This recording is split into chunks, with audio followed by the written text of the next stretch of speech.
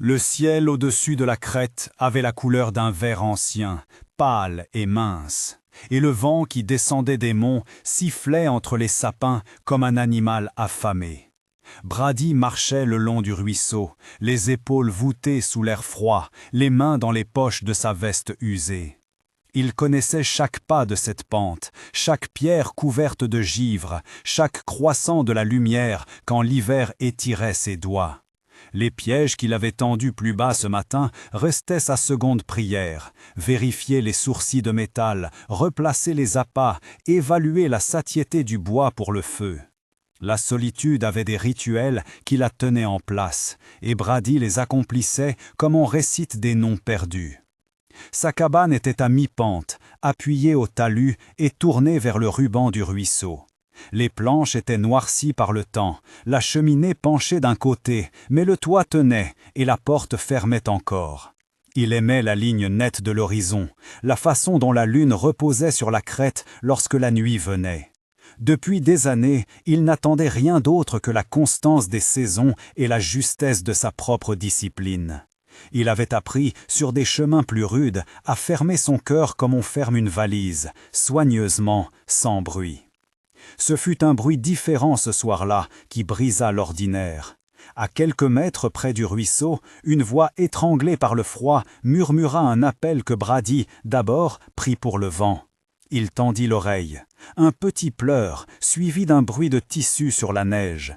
Il se pencha, posa la main sur la crosse de son fusil, non pour tirer, mais pour se rappeler que la main était là, que la menuiserie de son attention n'était pas enrayée.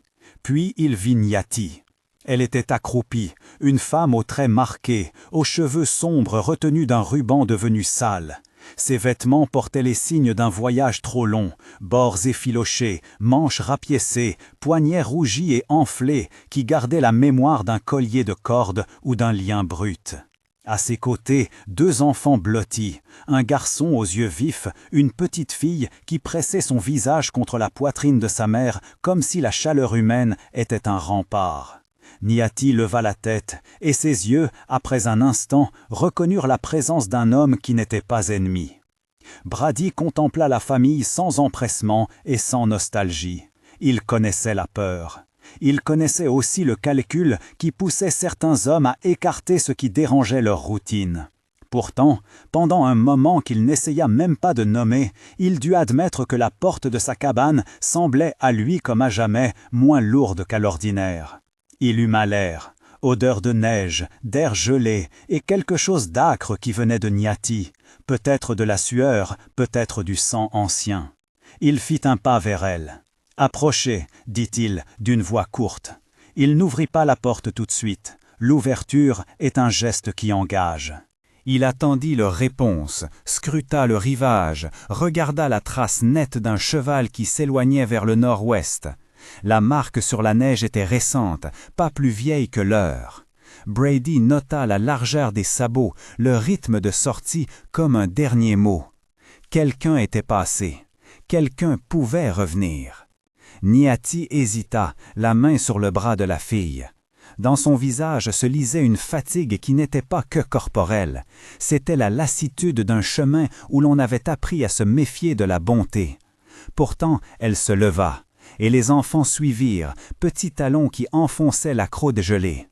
Brady se dégagea du seuil pour laisser entrer d'abord le garçon, puis la fillette, puis Niati elle-même, qui posa son sac sur le plancher en évitant de croiser le regard du propriétaire des lieux. La cabane sentait la résine et le vieux feu, la graisse d'un morceau de viande séchée et la teinture d'un cuir réparé. Brady fit descendre un seau d'eau qu'il avait chauffé sur le poêle plus tôt dans la matinée, sortit un vieux plat en fer et prépara un bouillon grossier. Morceaux de viande, racines séchées, un peu d'orge qu'il conserve pour les journées de manque. Il servit sans geste large, puis se détendit comme si une tension obscure venait de se relâcher. Les enfants mangèrent le bouillon à petits coups, leurs lèvres bleutées reprenaient des couleurs sous l'effet de la chaleur. Niati prit une cuillerée et remercia d'un souffle, sans détour. Les premiers gestes créent souvent le langage le plus vrai. La manière dont Brady passa la couverture sur les épaules des enfants, comment il plaça une bûche plus proche du feu, disait plus de ce que la parole n'autorisait jamais dans sa bouche. Niati regardait, les doigts occupés à raccommoder la manche d'un vêtement, comme si la couture pouvait recoudre la peur. Elle avait des mains d'une finesse inattendue pour qui n'avait connu que la dureté des hommes et du voyage. Elle savait reconnaître les herbes qui calment la toux, les compresses qui ne pèlent pas la peau desséchée, la manière de plier un pansement pour qu'il tienne. « Il y a des marques près de l'eau, dit Brady enfin, en posant la louche. Il n'y avait ni accusation, ni sollicitude, seulement la constatation d'un fait qui exigeait attention. Niati détourna le regard. « Je sais, répondit-elle. Sa voix avait la densité d'un bois sec. Ils passent la nuit dans les ravins. Ils prennent tout ce qu'il faut. Si l'on fuit, ils suivent. « Combien sont-ils? Demanda Brady. Elle hésita, mesura chaque mot comme on pèse un pas dangereux. 3 après la rivière, peut-être plus. Ils n'aiment pas les témoins.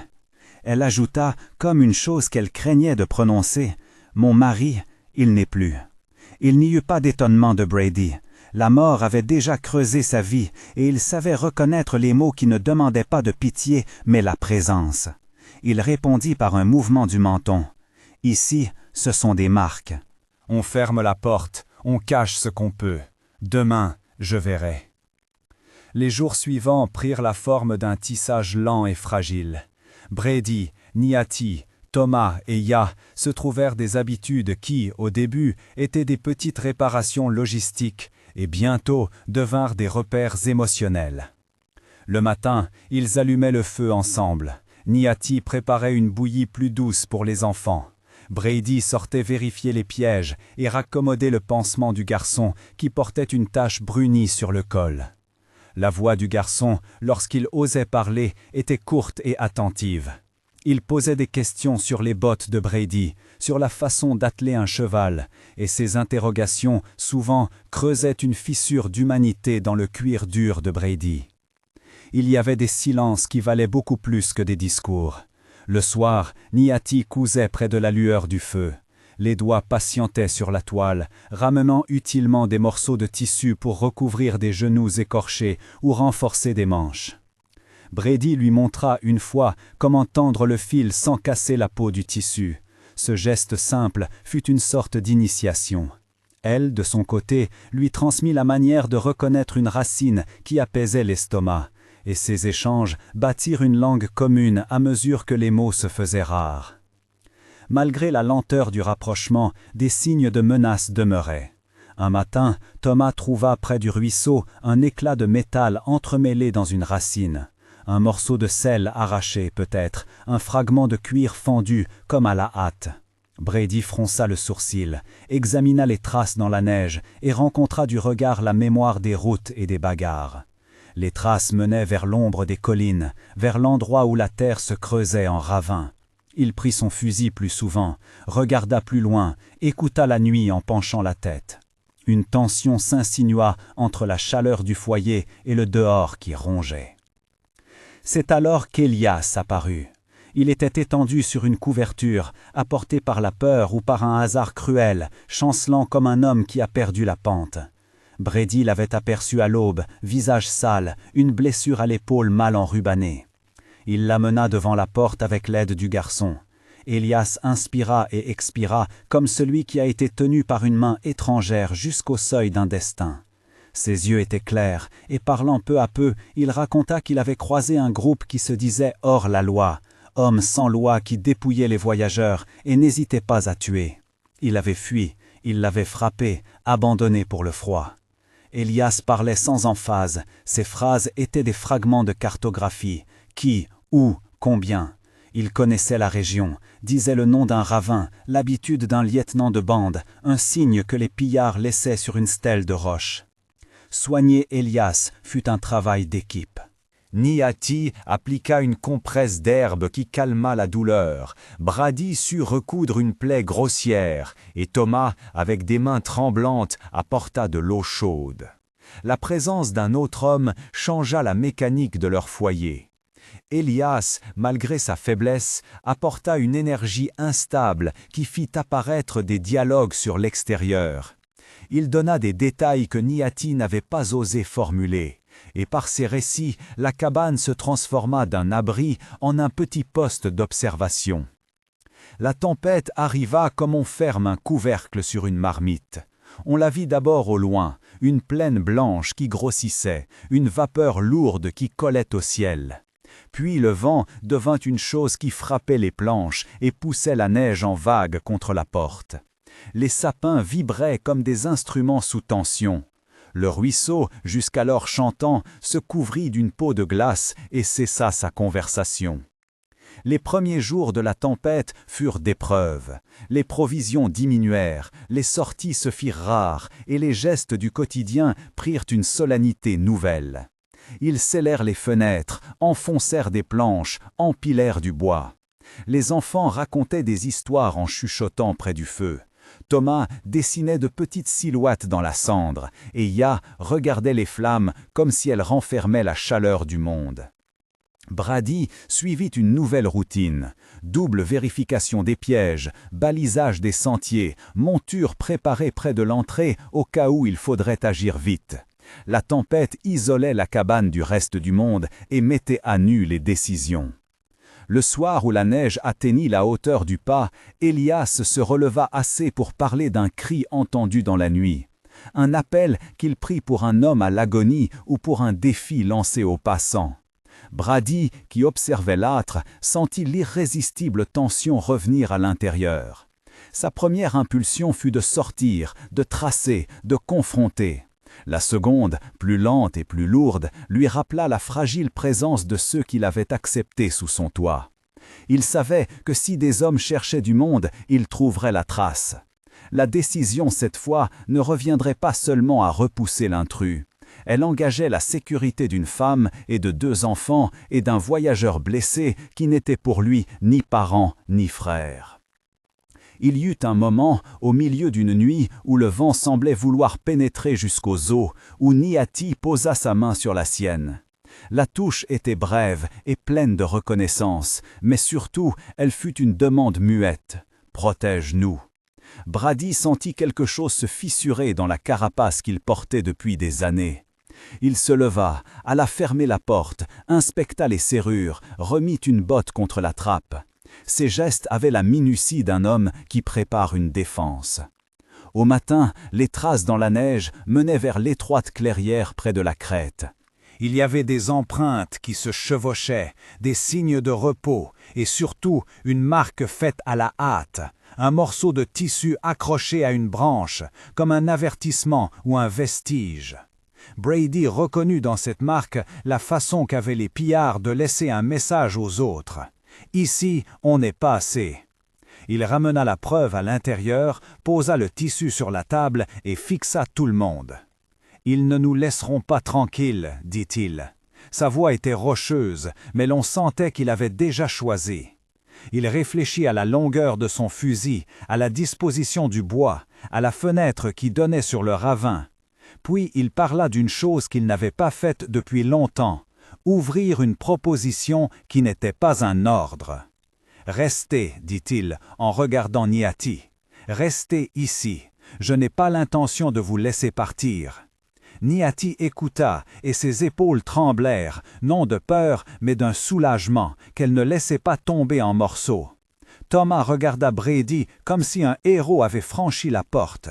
Ya vint se blottir sous la couverture commune. Élias, encore pâle, hocha la tête avec un sourire fragile. Le feu sembla brûler plus fort, ou bien c'était seulement la chaleur des compagnons à table qui rendait l'air plus épais. La cabine de Brady, d'abri temporaire, se transformait en promesse, une maison, sinon sûre pour toujours, du moins une halte où reconstruire. Lorsqu'il prononça les mots, il sut, au fond, que la décision portait quelque chose d'irréversible. Admettre des gens dans la solitude d'un homme, c'était accepter d'être enlacé par les besoins d'un foyer, par la responsabilité, par la possibilité d'être blessé non seulement dans sa chair, mais dans son cœur. Pourtant, Brady sentit qu'il ne pouvait faire autrement. La porte avait été ouverte. Elle le serait désormais à d'autres voix, d'autres soupirs, d'autres rires. La tempête continua de rugir au dehors, mais à l'intérieur, autour du feu, Naïti posa une petite main dans celle de Brady, et sans embarras laissa échapper un rire qui ressemblait à une prière silencieuse. Les flammes léchaient les bords du vieux pot. Le bois craquait, conte ancien, et pour la première fois depuis longtemps, Brady ferma les yeux et se permit d'imaginer un matin où la neige fondrait et où la lumière reviendrait plus douce. Il avait pris une décision, et dans cette décision se trouvait la première graine d'une passion qui n'était ni orage ni conquête. Une passion faite de soin, de veille et d'une tendresse contenue mais profonde. Les secrets que Niati portait, ceux que Brady avait sculptés dans le silence, s'entremêlaient maintenant dans cette nouvelle intimité. Brady posa sa main sur la table, paume contre grain du bois, et laissa son regard aller à la fenêtre, où la neige obscurcissait les formes. Il savait que la menace persistait, que des hommes pourraient venir. Il savait que la vie d'un abri n'effaçait pas les cicatrices du passé, mais il savait aussi qu'en ouvrant sa porte, il avait fait quelque chose d'essentiel. Il avait choisi la protection plutôt que l'indifférence, l'attachement plutôt que l'isolement. Le feu, dans un dernier crépitement, sembla bénir la décision. Lorsque le sommeil vint, il fut peuplé de visions fragmentaires. La silhouette d'un cheval dans la brume, le visage d'un frère qui n'était plus, la main d'une femme qui tenait la sienne.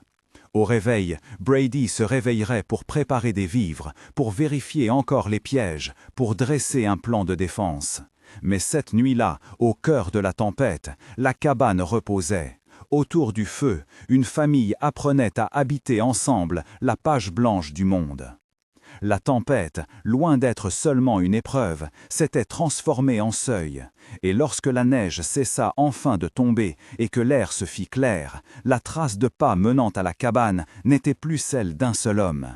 Des traces nouvelles s'étiraient ensemble vers l'horizon, petites et grandes mêlées, comme une promesse que la solitude d'un cavalier pouvait un jour devenir le foyer d'un peuple rassemblé. Au matin, la neige avait poli le paysage en silence. Le soleil fendait l'air d'un trait pâle et sec. Chaque branche tenait sa goutte gelée comme une petite lampe. Brady s'éveilla avant les autres, comme si quelque chose dans la nuit avait gardé ses yeux entr'ouverts. Il resta un moment immobile, la lampe froide sur la joue, écoutant les souffles mesurés qui venaient du coin où Ya dormait en boule et où Niati serrait entre ses bras une couverture grise. Elias respirait enfin sans hâte, sa poitrine montait et descendait au rythme lent d'un guérisseur encore fragile. Brady se leva sans bruit.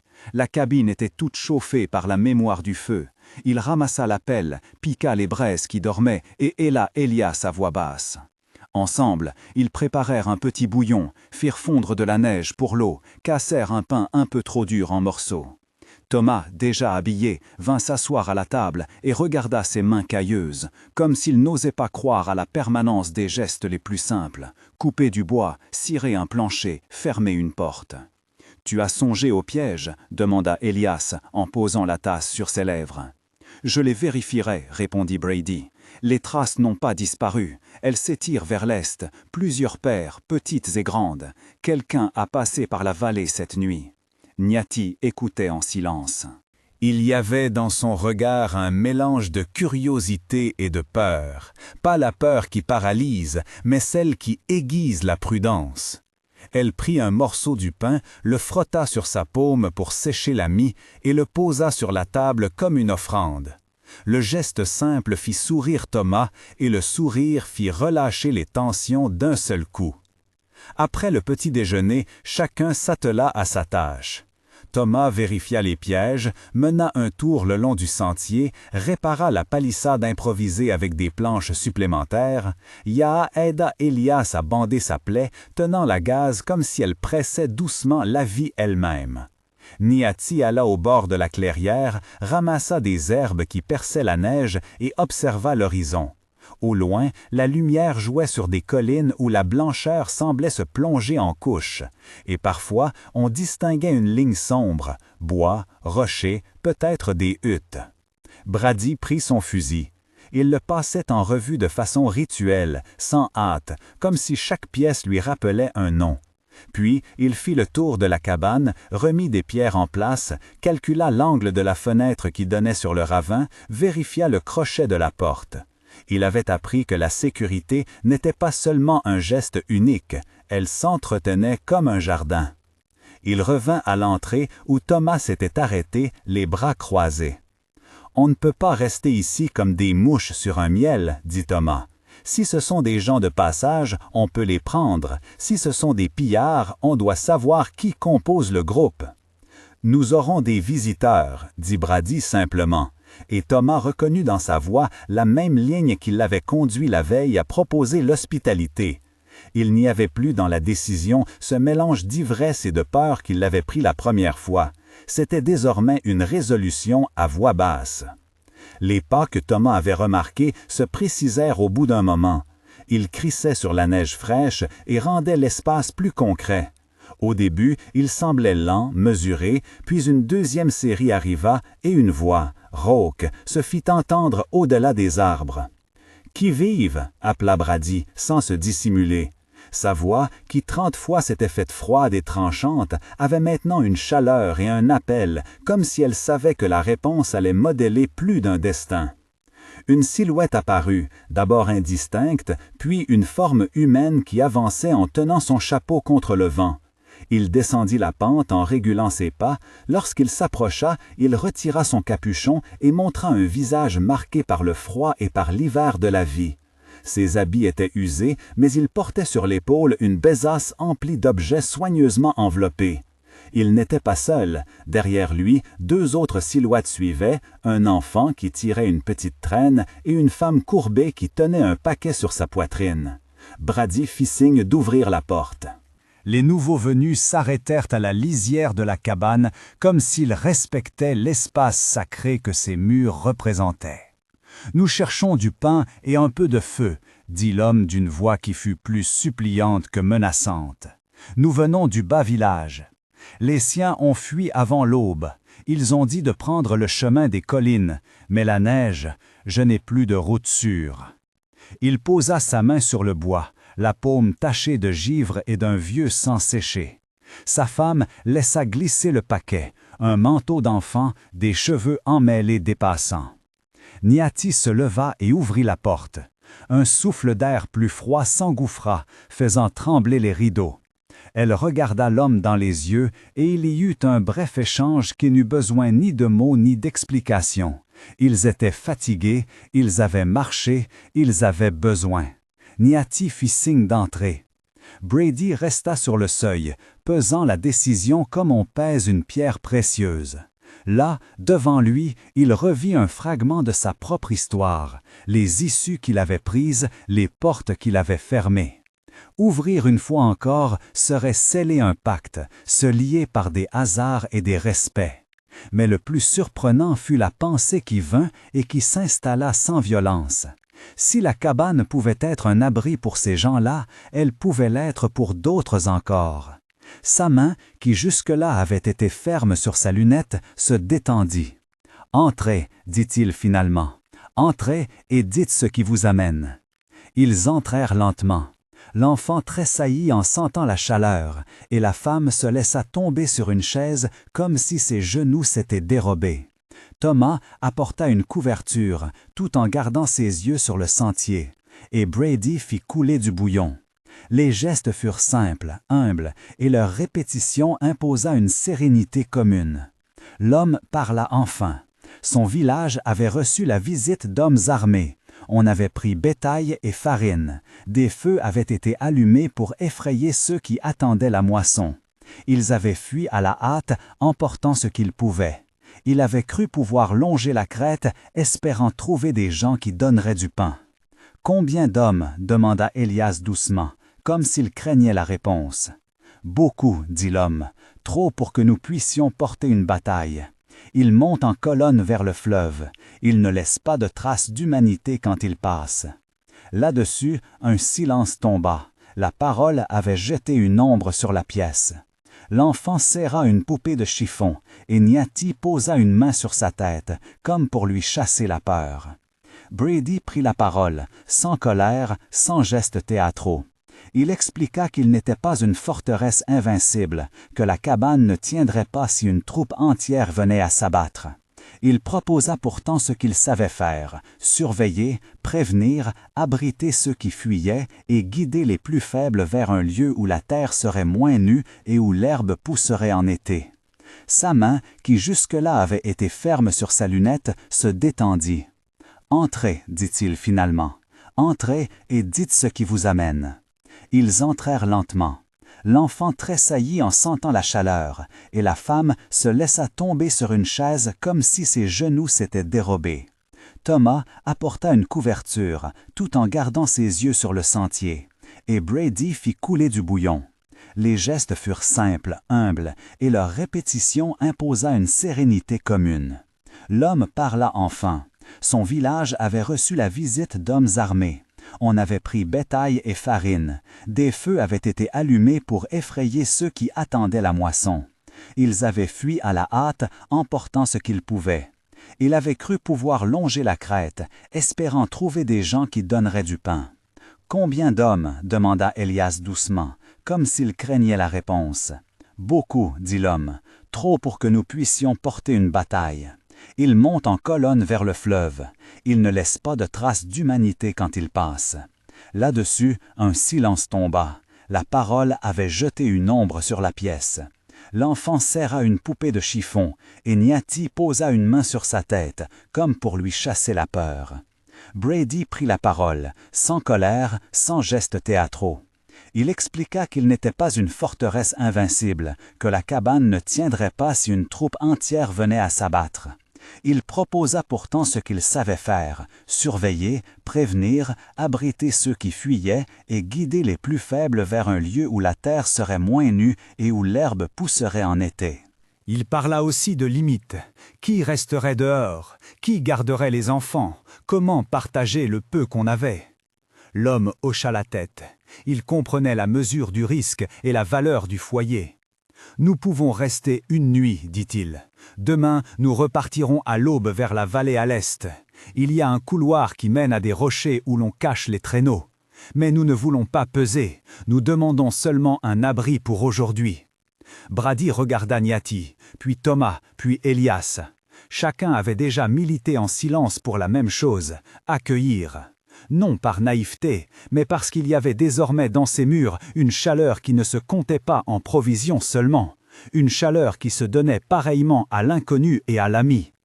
Il fit un mouvement, puis déclara « Vous resterez, nous vous aiderons à repartir demain et vous nous direz ce que vous savez des hommes là-bas.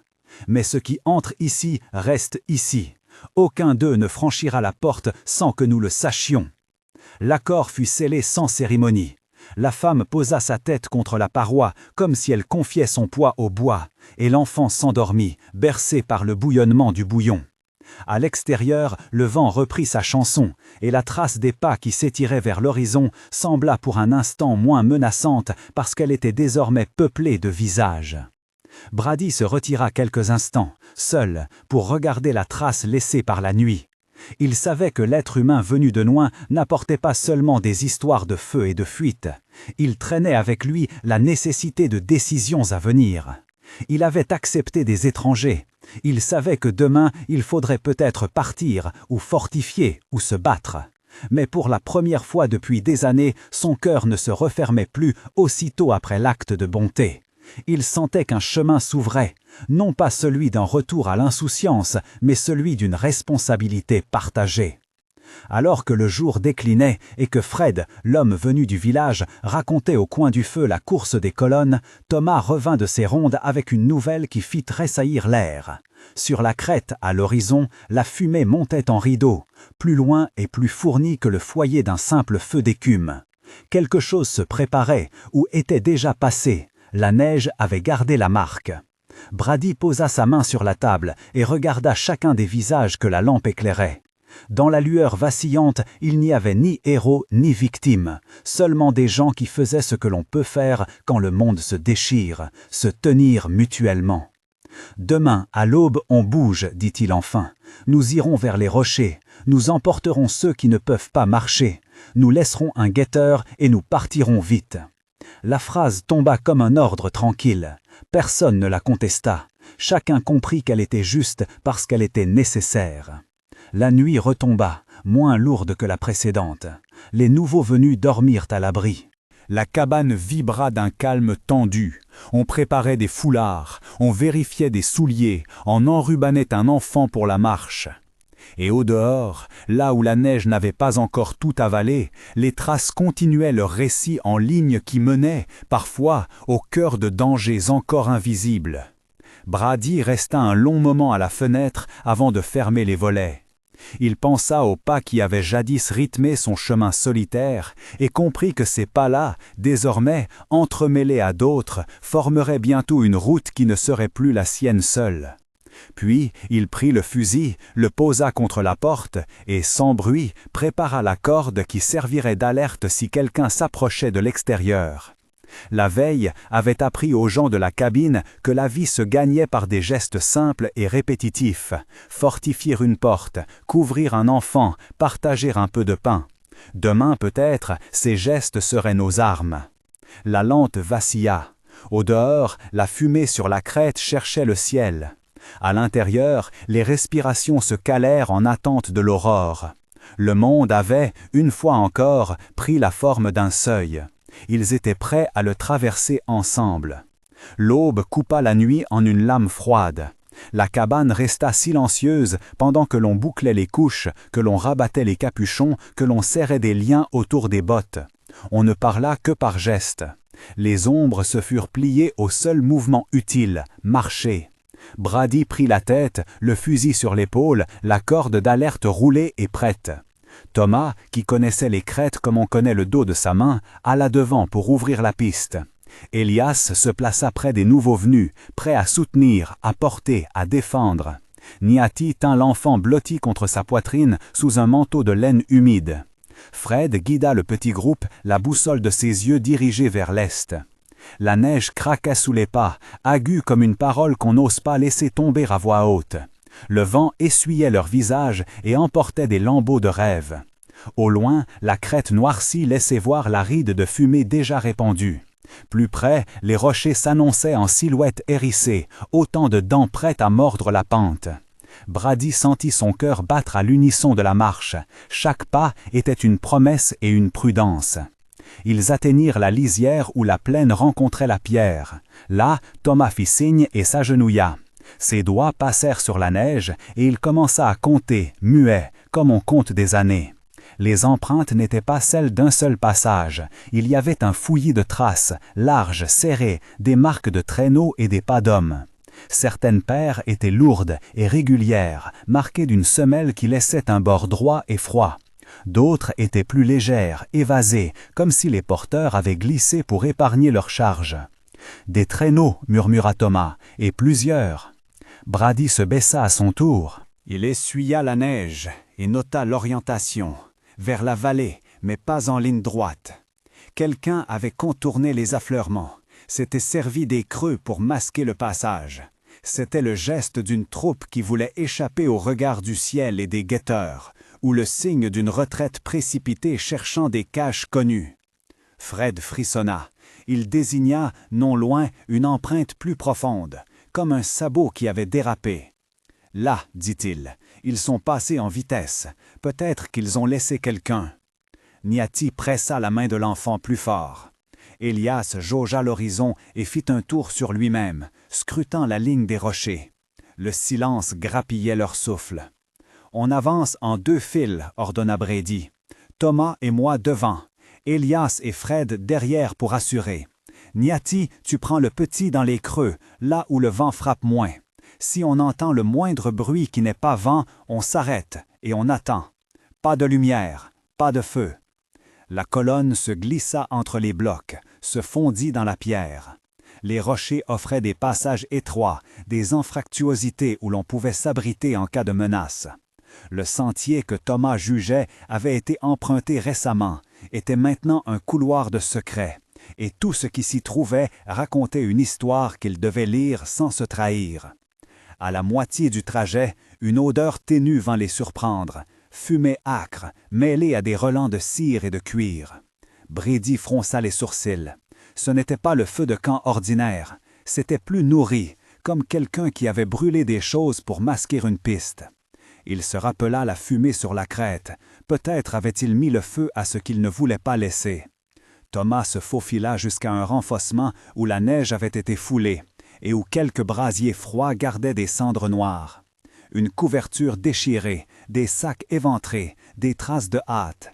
Quelqu'un avait quitté le lieu en emportant l'essentiel, mais il y avait aussi des restes qui n'avaient pas été pris, comme si la fuite avait été interrompue. « Ils ont filé avec ce qu'ils pouvaient, » dit Thomas, sans tourner la tête. « Mais il y a eu bagarre ici. Regardez. » Elias toucha du bout des doigts une marque sombre sous la neige, tache qui avait noirci la blancheur.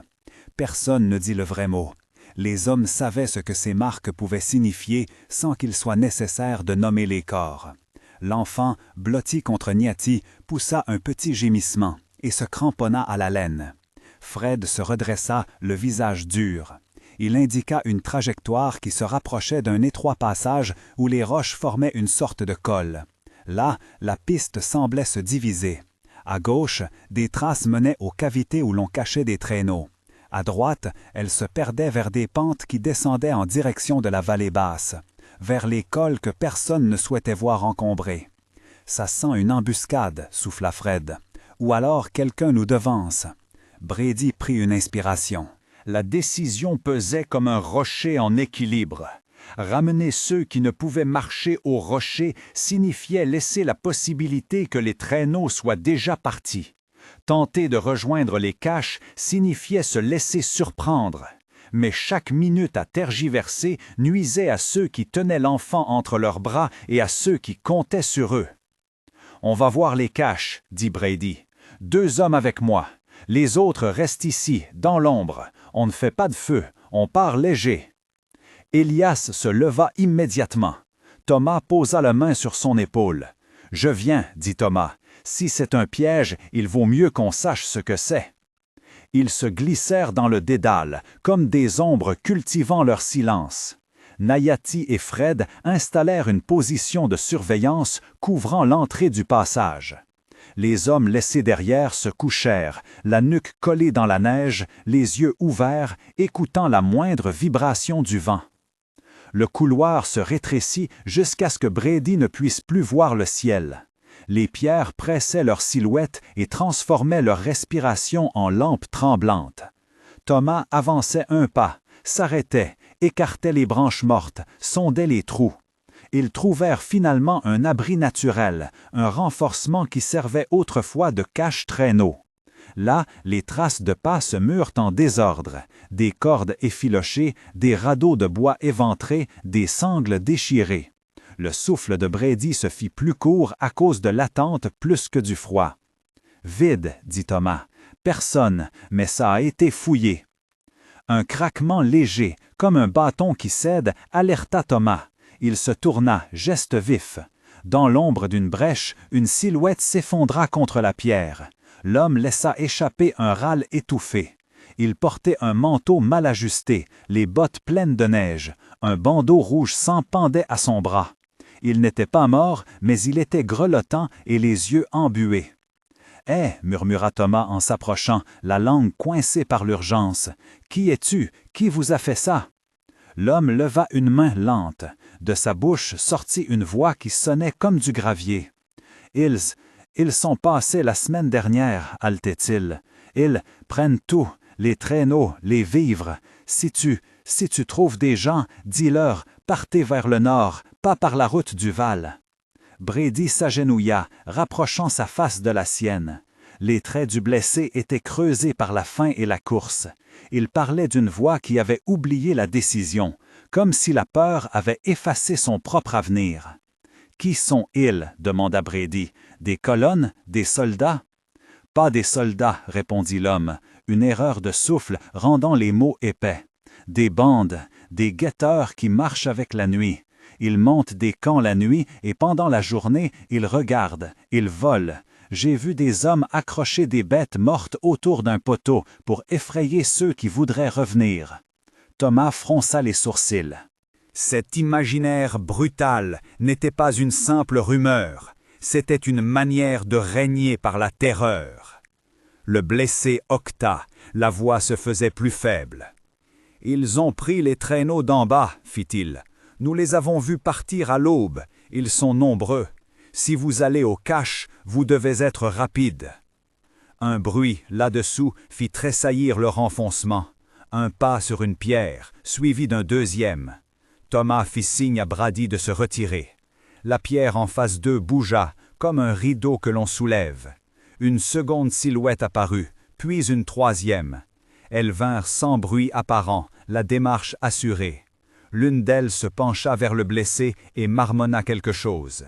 Brady ne comprit pas les mots, mais le ton était une pointe métallique de menace. La situation se dessina.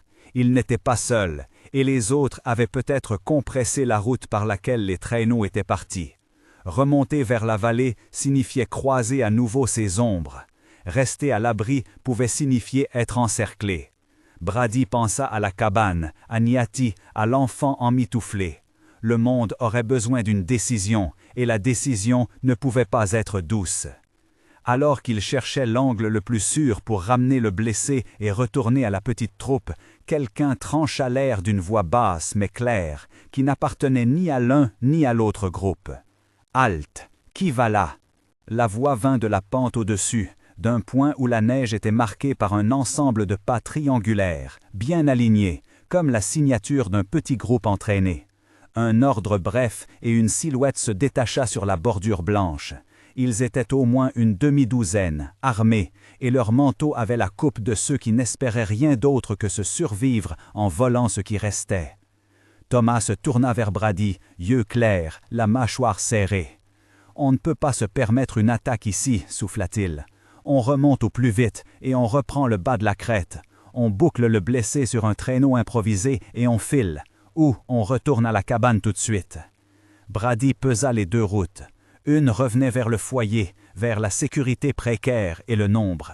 L'autre allée était la poursuite d'une vérité qui pouvait encore leur donner des traîneaux et peut-être du ravitaillement, mais aussi les jeter au milieu d'une troupe organisée. Il pensa à l'enfant qui dormait encore, au courage silencieux qui avait permis de traverser la nuit, et à la promesse murmurée la veille, « Ce qui entre ici, reste ici. » « On rentre au plus vite, » dit Brady enfin. « On couvre le blessé, on prend ce qu'on peut et on rentre. On ne se battra pas pour du bois et des toiles. Pas ici. » Thomas hocha la tête, mais son regard restait fixé sur la bande au-dessus. Dans le renfoncement, l'une des silhouettes se redressa et observa les deux hommes avec une attention presque curieuse, comme si elle jaugeait la valeur d'un regard. Avant que Brady ne puisse donner le signal de départ, un sifflement sec fendit l'air, l'alerte de quelqu'un posté en hauteur. En un instant, la pente fut en mouvement, silhouette qui se projetait, corde lancée, une pluie fine de cailloux détachés par des bottes. Le danger, jusqu'alors contenu dans une poignée de mots, éclata en gestes. Thomas saisit le blessé par les épaules. Brady fit volte-face. Maintenant, chaque seconde pesait. Elias et Fred, loin dans l'ombre, ne pouvaient encore rien voir, mais Niati serait prête, le cœur serré, à courir. Ils allaient devoir rompre la pierre et la neige pour retrouver la vie. Leur choix était pris. Pas pour l'honneur, ni pour la gloire, mais pour garder ce qui, dans ce monde tranché, tenait encore debout, l'union fragile d'un groupe qui avait choisi de s'abriter l'un l'autre. Le premier coup de feu retentit, sans éclat, mais il fit voler en pluie la neige poudrée. Le son traversa les rochers, s'étira, et tout le couloir sembla retenir son souffle. La détonation fit pleuvoir des éclats de silence plus que de son. Chaque grain de neige s'en trouvait projeté, comme si la montagne avait éternué. Thomas sentit la brûlure d'un souffle gelé sur sa joue, le goût métallique du danger au fond de la gorge.